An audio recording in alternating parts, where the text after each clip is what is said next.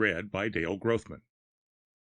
The destiny of the dying world lay in another, a blue planet which could not control its own. Blackout by Joseph Farrell. Old Thack watched fondly as the new telescope was being put into its place. He had been a long time persuading the elders to build this instrument, a duplicate of the one destroyed in the latest Great War. It was as fine a telescope as Mars could produce, and only Thack's assurance that the work was of the greatest importance had secured him this luxury. His project must succeed, he felt, glancing at his students. Like him, they were almost spherical in shape, with fine arm-like appendages ringing their middles. They were young and enthusiastic, and Thack believed they could revive the science of astronomy. He, the last astronomer of Mars, would teach them all he knew. The overseer of the workers was disgusted. "You're wasting our resources, Thack," he declared. "You have taken 2 years of labor by dozens of workers. And for what?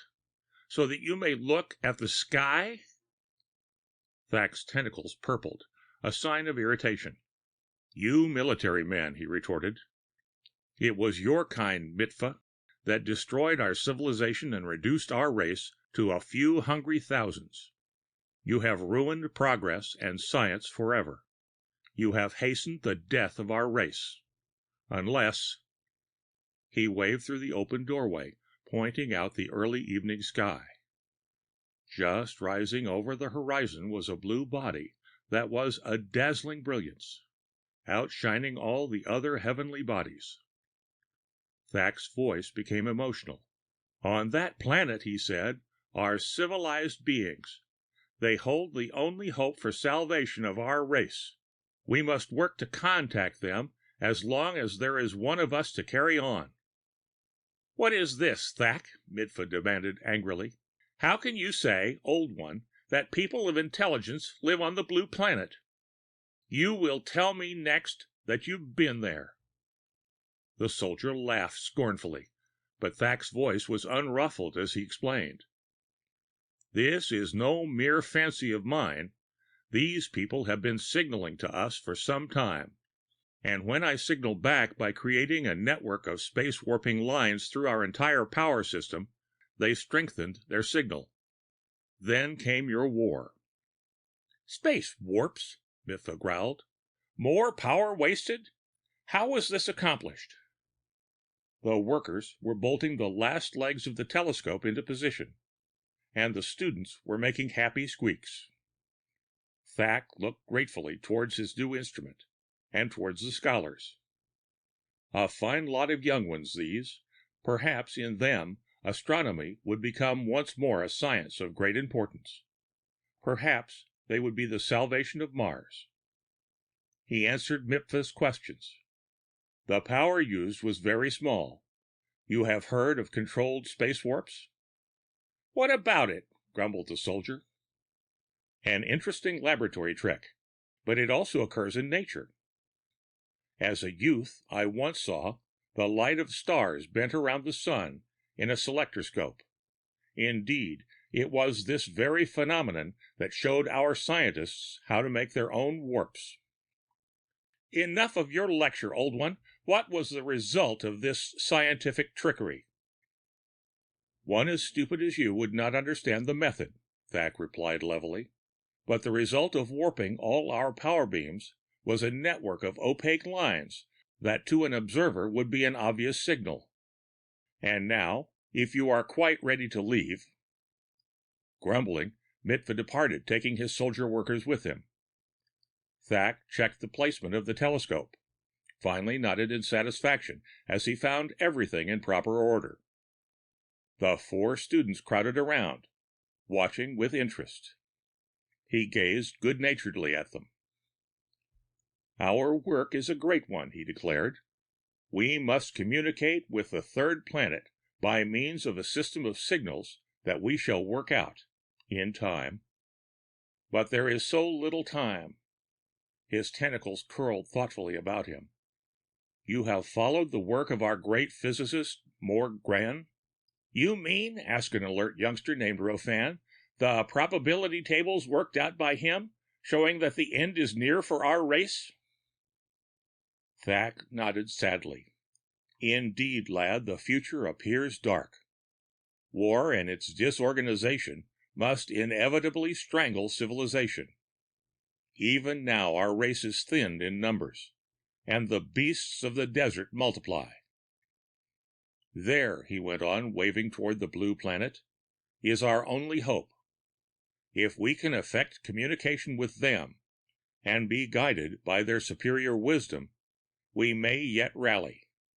They may have some secret, some way to prevent wars. There, Thak said, there lies our only hope. You continue to speak of their superior wisdom, Mork Thak, said Rofan. How can you be so sure of that? It is obvious, lad. Their signal system consists of spots of light over the greater part of the land surface of their planet. I have shown you the old photographs taken before the last war, showing these lights. Even with the small telescope I have been forced to use during these lean years, I have watched the lights. What a mighty science theirs must be that can make the nighttime light merely to signal another planet. For that can be the only purpose of the lights. Rofan let his tentacles curl about him as he concentrated. You must be right, he finally agreed. I was going to suggest that they might be the lights of cities. I noticed many of them were situated where a city would be likely. But there must be millions of beings to populate so many cities. One of the other pupils made a loud, amused noise. Who ever heard of a city without a roof? He demanded. Could light be seen through a roof? Rofan was embarrassed, and he remained very quiet for a while, wondering how he could have made such a stupid error. Of course, the lights could not be seen through a roof, and who had ever heard of a city without a roof?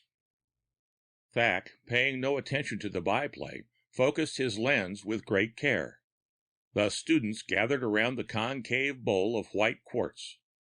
The lights were lowered, and into the bowl moved a blurred sphere. As Thak's tentacles moved the lens closer and closer into focus, the sphere resolved itself more and more clearly, until it was a fine image of the third planet. Awed by the splendor of the sight, the students could only stare. And indeed it was a breathtaking spectacle, as if they were gathered in the immense void of space itself, looking at the planet from a height of several thousand miles. There were 5 continents in 2 major land masses, Thak had told them. In addition, there were several islands of great size, at least one being practically of continental dimensions, besides a host of islands, large and small, which dotted the surface of the planet. The hemisphere on which they gazed was mostly water. The larger landmass was passing from sight, and half of the smaller mass was presented to their vision, a double continent that spread almost from pole to pole, with a narrow isthmus joining north and south. Like all Martians, they thrilled to the scene of fearful beauty, and they stood around the quartz bowl for a long time, not speaking, merely watching the twin continents come into full view. None noticed old Thak's eyes peering desperately at the image of the third planet. Nor did they see the look of utter despair that grew in his face. They were too intent on the strange scene. It was Rofan who first felt that something was wrong. The novelty was wearing off, and an elusive thought made him uncomfortable. Something was wrong with the picture. What was it? Suddenly he realized.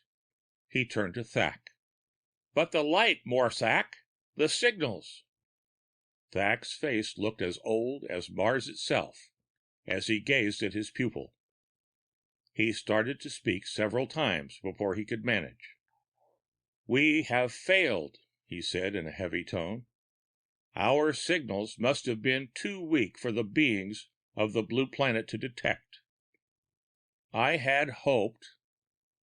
He arose and looked sadly into the evening sky. I had hoped I was wrong. For 2 years now, our years, I have watched through my small telescope. The lights have been disappearing one by one, sometimes, but more often several at a time. I thought it was the weakness of my instrument. I was wrong. Every light on the blue planet has been blacked out. His voice was a low wail. And the blacking out of those lights means the blackout of life on Mars. A planet-wide blackout. The end of Blackout by Joseph Farrell.